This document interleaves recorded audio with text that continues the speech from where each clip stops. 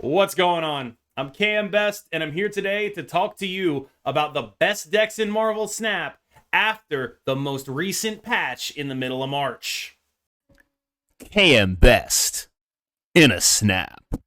First up, everyone knows who the best deck is right now. Everyone knows who it's built around. Everyone knows who the Baba Yaga hiding in your closet is. It's Shuri Red Skull. Now, I think at this point, people are familiar with the basic patterns of this deck. You play Shuri, you play Red Skull, you play Taskmaster. And they're also familiar with the fact that the nerf to Arrow meant that this deck now has a lot less viable counterplay in terms of what other people can do to interact with you, especially through a Cosmo, especially through an armor. Now, this is part of the reason why we might see an uptick in Valkyrie decks, lane control decks. We'll get to that later. Now, one thing I do want to address here, there are two cards that are highlighted in this list that I consider flex spots. They're probably going to be the cards you have the most questions about. They are Polaris and Vision. Right now, I'm just running Polaris as a way to interact. I think interaction is generally good. I'm running Vision as a way to sort of scare opponents. It's a secondary target for Shuri to hit that is just so difficult to play around because he could be anywhere. So this list reflects my desire for interaction and forcing my opponent to make difficult decisions. And I will note that 3 of the top 8 in the most recent Snap Battle Arena played this exact list card for card. It is the exact list I posted on day 1. That's still where we are. The winner, I believe, had replaced Polaris with Arrow. I think it's pretty much set that this is where you want to be when playing Shuri Red Skull. Now, figuring out how mirrors work going forward, that's one thing, but this is the deck that you need to be aware of. This is the deck that you need to be prepared for. You can do things like Negasonic Teenage Warhead. You can do things like Spider-Man, but you need to have a plan for this or you need to be playing it. That's just how it is right now. The next list that I want to highlight is a heavy priority DoomWave deck. This differs from the normal DoomWave decks in that it runs Maximus and Cosmo. I think that's a little bit interesting, so I wanted to feature it here. You have the Zero in there just as a generally good card that can, it's 3 power, it turns off your Maximus, it's pretty cool. It turns off your Lizard, it does stuff, Mostly your goal is to get ahead on turn 5. You want to play a wave, nothing but a wave. And then you want to play a She-Hulk and a Doctor Doom. That's how you're going to win these games. You'll notice it is one of the few decks that can still play Arrow because after a wave, Arrow is basically just her old self, and you do get to leverage that pretty nicely. This is, in my opinion, it's an heir to a long lineage of get ahead and win the game decks. It's doing the exact same thing those decks did. That goes all the way back to Leech Leader months ago. This is the current form of that archetype, just the good cards that get ahead and then slam the door shut. This version of slamming the door shut is just wave. Now, I will say, I did play a version of this list that was hard targeted to the Shuri matchup using Daredevil and Negasonic Teenage Warhead. I think that is, it's worth talking about. It's unlikely for it to be very influential in the metagame. Okay, well, hold on. Let me go. We're just going to cut after Warhead, and then we'll go over here. So here's the list with Negasonic Teenage Warhead targeted basically specifically at the Shuri matchup. It's pretty similar. It's just we have Daredevil, we have Negasonic, and we have a Storm. Now, the Storm is in here for 2 reasons. A, we're a Doctor Doom deck. We're pretty good at winning Storm lanes. B, Storm is really good into Shuri. So we can lock off a lane when they want to play a Shuri. They don't actually have a lot of good 4-cost cards. However, they can always drop a She-Hulk there if they pass on turn 3. Definitely something to be aware of. Another thing that is good with Storm, if you have priority, is Negasonic Teenage Warhead. So you can play, Storm into 1-drop plus Negasonic and hope to win the game, or that lane at least that way. This is the best use I found of Negasonic Teenage Warhead. It is extremely specific. You better hope your opponent is not playing anything that can reasonably blow up Negasonic and not have them feel bad about it. Like, the thing you're trying to do here, the thing this is trying to beat, is specifically what we're trying to do is have priority on turn 5, have a Daredevil on the board, and blow up a Red Skull with a Negasonic. That's kind of the thing. The Storm stuff is ancillary, but fundamentally what we're doing is kind of the same thing as the other DoomWave list, just much more hard targeted at a specific Shuri playline. Next up is a deck that is tried and true. This is a Sera control list with Darkhawk. It is built for big explosions of power on turn 6. It is also built for mostly being a counter deck. Now, I will say this is an extremely flexible deck. There are so many different packages of cards you can swap in and out of this. This is my current configuration. You can change almost every card in this list based on what you're seeing, based on what you want to beat, and go with it. But in early metagames, one of the things that I tend to come back to over and over is running both Shang-Chi and Enchantress, because people are going to be trying new things. People are going to be experimenting. I do find there's some value in having an Enchantress early when people are still trying to figure out what they're doing. Once we get more focused of a metagame, it will be easier to tell which tech cards are the important ones. But right now, I try to cover as wide of a base as I can, and so that's how you end up with a deck like this. I do think 4 drops is asking a lot of this deck. I do think that it's possible the optimal form does not look like this, but this is where I'm starting. It's too early in the metagame for me to say something like, I'll just never run into anything that Enchantress beats, and so I have her in the deck right now. Next up is my pay-to-win Galactus special, the 30,000 collector token deck. Everyone in chat going absolutely crazy right now. I know all the comments are loving that they can play this deck for only 30,000 tokens. So let's talk about why Galactus is good and why I think the Nimrod version of Galactus is superior, first of all.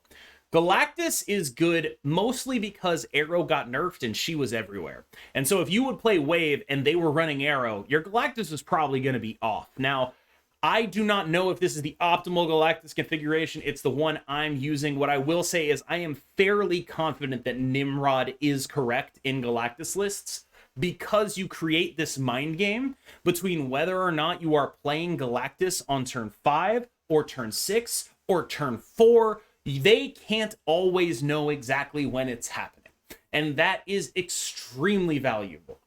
By the same token, Kang is really good in these decks. The more specific the thing you're doing is, the better Kang is to scout for it. So Kang is really good in Galactus, in my opinion. Now, if you don't have Kang, fine, you can still play the deck. If you don't have Null, we start getting a little more sussy. Now, there are some builds of this deck that run Doc Ock or Spider-Man. I think those are totally fine.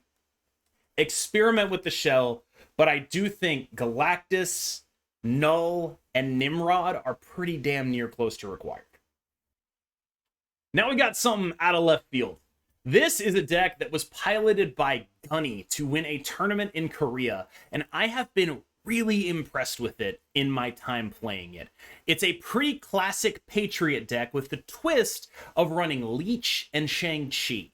Now, why do I like this so much? Why am I playing Abomination? Why am I playing the Thing? Well, this deck, more than any other Patriot deck I've ever played, is built around a late Ultron or a late Debris Wasp Squirrel Girl kind of thing. So the idea is you just never want to have priority into making a play like that, right? And when you are doing that, what matters is your board space economy. So what does playing a Mysterio get you that an Ultron after Mystique Patriot wouldn't? The answer is nothing. It gets you nothing. An Ultron after Mystique Patriot will get you basically the exact same amount of points as that Mysterio would have. So we talk about that in the context of, like, people. One of the big questions I get is, why aren't there any 2-drops in here? That's why. You're often skipping turn 1 to play a 1-drop on 2, so you get a little bit more information. You don't screw yourself over with Squirrel Girl. As far as replacements, the only one that really comes to mind is I do think it's worth investigating whether the Thing could be Khazar.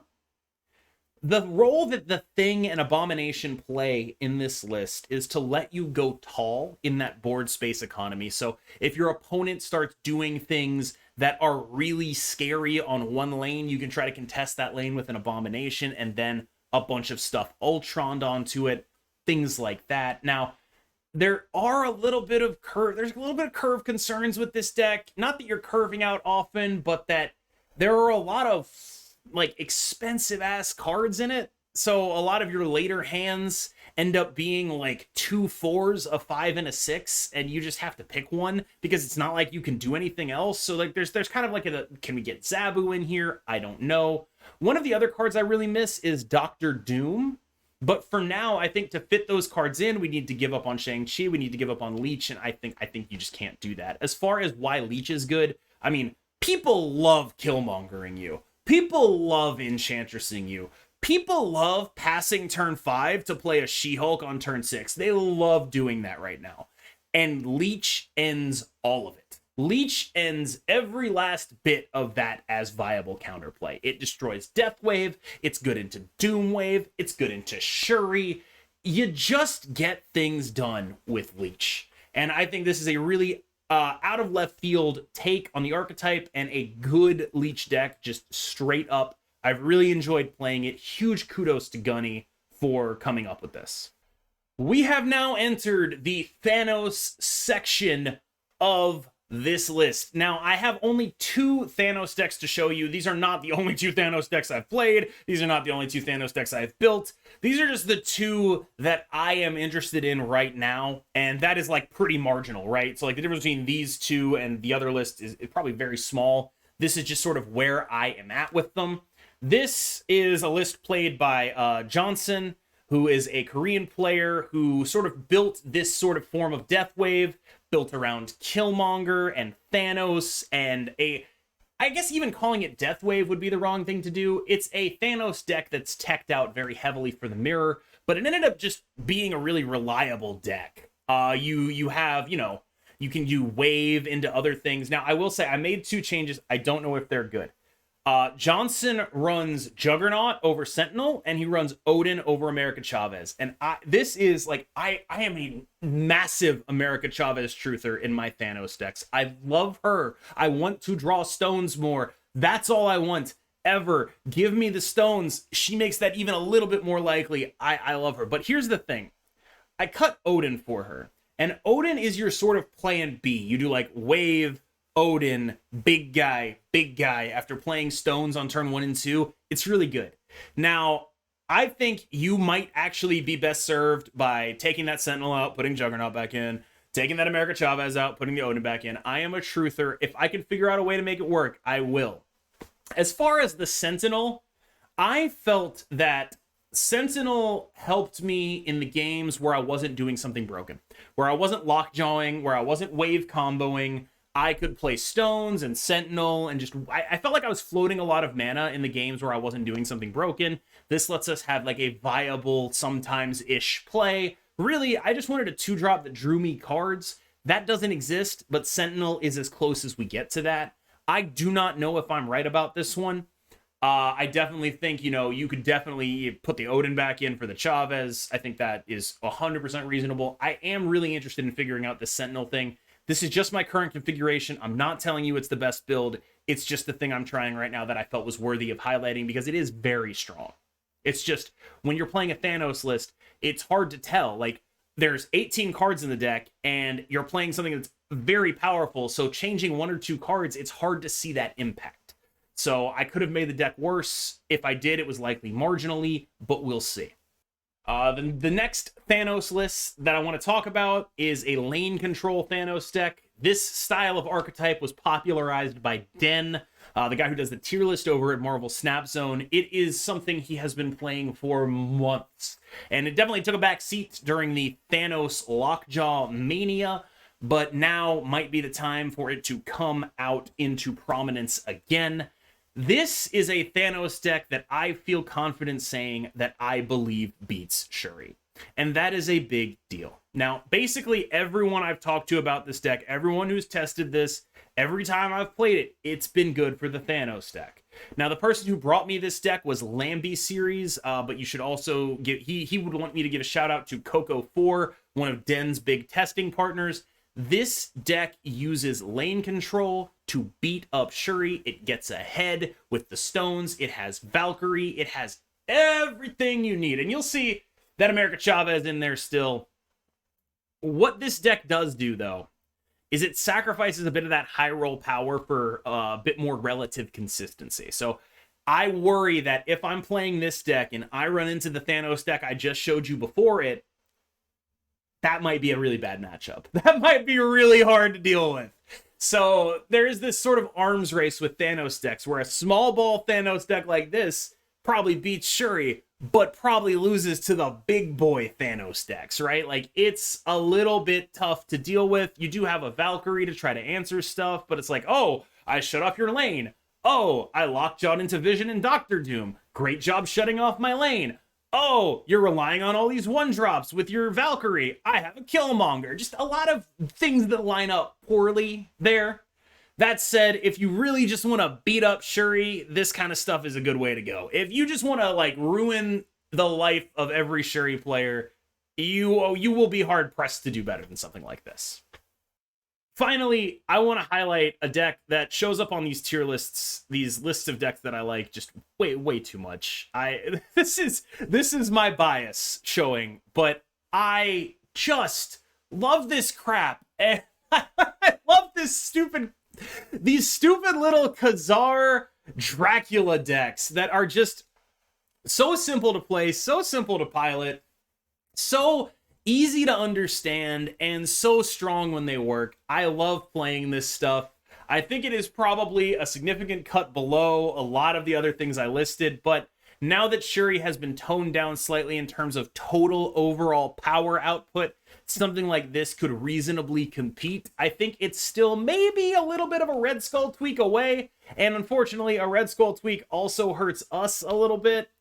But I do think that this is definitely an archetype people should be thinking about. This is more of an honorable mention than anything else. And while I've got you here, secondary honorable mention to MODOK. If Leech isn't around, MODOK is a good deck. Just saying. Now, this deck is a Zoo deck. It's built on playing for tempo. And you'll notice that there's a Polaris and a Maximus in here. Just good curve cards. We play good cards on curve that have big stats. That's all we're doing. I love decks like this. I do think it's a little bit worse, but if you're looking for something a little bit more budget friendly, this might be your deck. All right. This one is a deck that I will confess is too big brain for me. But the other deck that Gunny played to win that tournament in Korea was Move. I have a ton of trouble playing this deck. I have seen it beat Thanos in the finals of a tournament. I still have a ton of trouble playing this deck. It feels so reliant on getting proper sequencing, on pulling off the proper things. Cloak coming down late is something you definitely want to take note of. A lot of late cloaks when you play this deck to get your payoffs. But there is so much planning that goes into this deck, and it is so hard to play against. This is a hard deck to play against. You'll notice also, as is becoming a trademark of Gunny's deck building, there's a Leech and a Shang-Chi in here. They're just good. They're good cards. You play good cards in Marvel Snap, it helps. Like, when you have a proactive game plan, you play a couple tech cards with it, it helps you win games. That said, this is the most honorable list of mentions. My brain is not nearly big enough to play this. The sequencing, the passing early turns, it's just such an awkward play style, and it is beautiful when it comes together, and I do think Move is underrated. I do think this is worth highlighting. I will be spending some more time with this. I will have a much more informed opinion in the future, but right now, it is in the honorable mention category for me. Thank you so much for watching. As always, I'm KM Best. You can like and subscribe. That would make my dopamine receptors go burr. I really appreciate that. Thank you so much. I'll see you in the next one.